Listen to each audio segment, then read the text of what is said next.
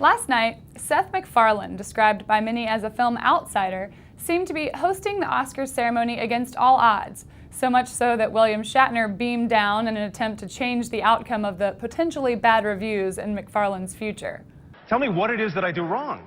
To begin with, you sing an incredibly offensive song that upsets a lot of actresses in the audience. So, how'd he do?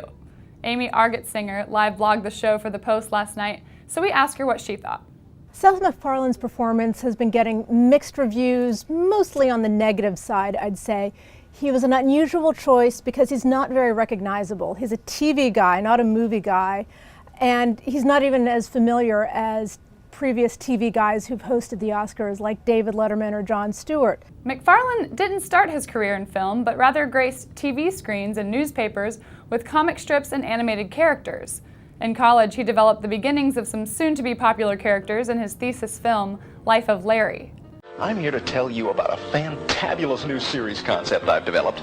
It's called The Life of Larry, and it centers around the madcap, maniacal misadventures and general mishaps of a lovable but tactless lower-middle-class mokes by the name of Larry Cummings, with his ever-present supportive wife Lois, his slightly oversized son Milt, and his incisive, cynical dog Steve. Where did you hear that? MacFarlane moved to Los Angeles and caught the attention of Fox executives who helped turn that thesis into the famed show Family Guy. In the show, MacFarlane voices characters Peter. Here comes Peter on the clothesline, buddy. His name's Peter. Ready? Spider-Man! Spider-Man! Stewie. Brian, look what I won. And Brian Griffin. For having the best pig in the competition. Wait, you bred a pig? Sure did. Most genetically perfect one in the contest. Oink. As Family Guy continued in prime time, MacFarlane began creating other animated series like American Dad. Hey, Pop. Steve? What's all that noise? Oh, me and Haley are just playing a game called Black Restaurant. Sounds fun. Listen, honey, change of plans. We're heading home early. See you in an hour. Mom and Dad are on their way home. We gotta get back there before they do. Come on! And The Cleveland Show. For Valentine's Day, I want us to have a vow renewing ceremony. Oh, God! I've divided our task. I split up what we need to get done beforehand. What? Build a gazebo? Rent a tuxedo? Multiple Emmy Awards later, MacFarlane began a budding music career, earning him 2 Grammy nominations in 2012.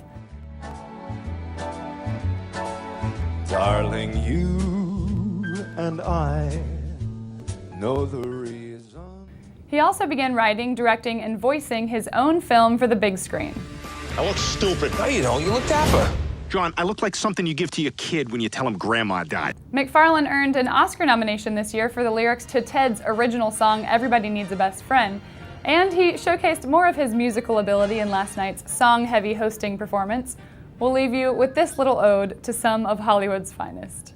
Anne Hathaway, we saw your boobs in Brokeback Mountain. Halle Berry, we saw them in Monsters Ball.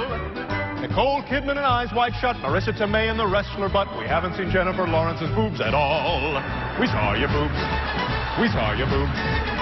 Jessica Chastain, we saw your boobs in Lawless.